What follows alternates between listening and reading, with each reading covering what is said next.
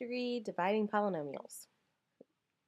Just to be perfectly honest with you, you're not going to like this one that we do today, and that's the long division, and it can be a pain in the rear, um, but the good thing is synthetic division is a concept, is a skill we'll learn next, and I think it makes dividing polynomials considerably easier. You do need to know how to do long division of polynomials. There will be a question or two like this on the test, so definitely worth your time, and it is going to be the main focus of this first part. So now let's go ahead and take a look at example 1. And if you'll notice, we have divide x squared plus 3x minus 12 by x minus 3. This is your dividend, and this is your divisor. So this goes underneath the division bar, and this goes outside of the division bar. When you are dividing by long division, you ask yourself, what times x will give me x squared? And in this case, it's an x. So you do x times x gives you x squared. X times negative 3 is negative 3x.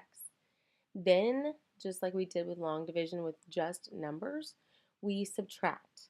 So we subtract x squared and negative 3x. So that becomes 0. And 3x minus a negative 3x gives you 6x. And then you bring down the next term. What times x gives you 6x? Well, that answer is 6. So then you have 6 times x is 6x. 6 times negative 3 is negative 18.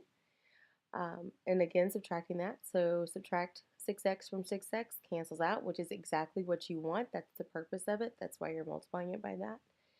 And then negative 12 minus a negative 18 gives you a positive 6. This is your remainder because there's nothing that you can multiply to x to give you a 6, just a 6. So your answer is x plus 6, remainder of 6. And to tie this in with something we're going to do in the future, we would then say x plus 6 is not a factor of the trinomial x squared plus 3x minus 12. And likewise, x minus 3 is not a factor of x squared plus 3x minus 12. You will see some textbooks, some authors write this as x plus 6. The answer is x plus 6 with remainder 6, and you will see some that have x plus 6. Here, let me write it out. And then also 6, plus 6 over x minus 3. Right, and this is basically saying the remainder. It's just a more mathematical way of doing it, but this here is the more accepted way, the standard way, and it's the way that I expect you guys to write the answer. But you can see it like this occasionally. All right, so now, oh, and one more thing before I move on is when you are dividing, you want to make sure that your dividend is 1 in standard form and 2 that all of the degrees are represented. If you don't have a degree there, say let's say that we have x cubed plus 2x minus 3. Well, underneath the division bar, then you would want to have x cubed plus 0x plus 2x minus 3. So that you, 0x squared. I had it in the right, but just didn't write it out. And that way you have each degree represented. So if you start with degree 3, you have to have degree 2, degree 1, degree 0. It's just, it is proper form, and you must have that placeholder, for lack of a better word. Okay, so now let's go ahead and do this one. We've got x squared plus 2x minus 30, and we want to divide that by x minus 5. All right, so x minus 5, then I'm going to do my division bar, x squared plus 2x minus 30. Okay, so what times x will give you x squared and x? So you have x times x, which is x squared. X times negative 5 is negative 5x. And now we need to subtract this expression. So we have x squared minus x squared cancels out. 2x minus a negative 5x is going to give you 2x plus 5x, which is 7x. Bring down the negative 30. What times x is going to give you 7x? Well, in this case, that would be 7. So you have 7 times x is 7x. 7 times negative 5 is negative 35. Again, to simplify this, you have to subtract the expression we just wrote from the one given. So 7x minus 7x cancels out. Negative 30 minus a negative 35 gives you negative 30 plus 35, which gives you 5. So our answer is going to be x plus 7, which is what we have here, and then remainder of 5. And that's all she wrote. Okay, let's take a look at example 2. And this one says, determine whether x plus 4 is a factor of each polynomial.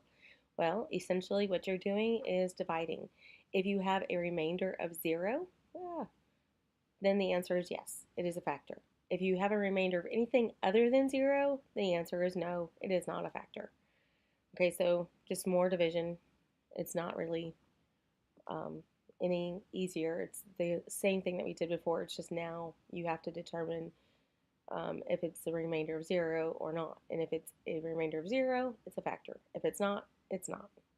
Pretty simple and straightforward.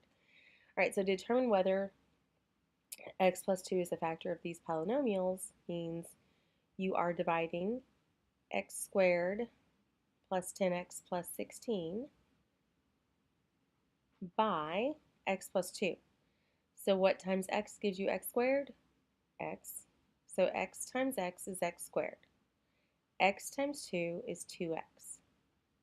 We subtract this expression from the above expression, and x squared minus x squared cancels. 10x minus 2x gives you 8x. Bring down this plus 16 because that's what we do with division. What times x will give you 8x? In this case, that would give you an 8. So 8 times x is 8x. 8 times 2 is 16. Ooh, that's awful. All right, now we're subtracting this. So we have 8x minus 8x cancels out. 16 minus 16 cancels out. So we have a remainder of 0. So x plus 8 is a factor. Okay, you cannot merely just have a yes or no here. You won't get any credit for that on the test if you do that. You have to show your work. All right, so now determine whether or not x plus 2 is a factor of this polynomial of 4 terms. So we have x plus 2, and we're going to divide x cubed plus 7x squared minus 5x minus 6.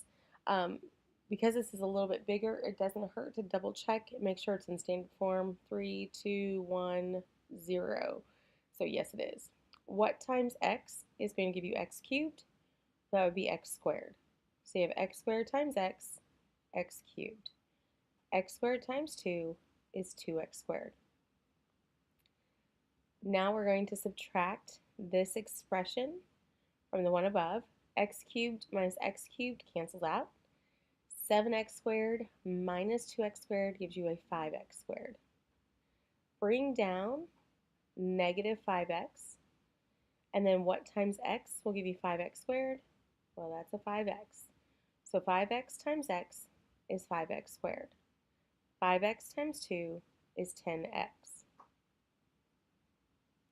Subtract this expression from the one above. 5x squared minus 5x squared cancels out. Negative 5x minus 10x is negative 15x. And then you bring down the negative 6. And what times x is negative 15x? That would be negative 15. So negative 15 times x is negative 15x. And negative 15 times 2 is negative 30. All right, so subtracting these gives you negative 15x plus 15x, which cancels out, and negative 6 minus a negative 30, so negative 6 plus 30, that gives you a positive 24. So this is a remainder of 24. So this one is no. Oh, no, x plus 2 is not a factor. And I said, oh, because I realized over here that I should have said this is x plus 2 is a factor. I did the wrong one. All right, so that's it. That's how you do it. Again, this is the type of work that has to be shown. You cannot just put yes or no. It's not yes or check. Okay, that's it for part one. If you have any questions, please let me know. Thank you.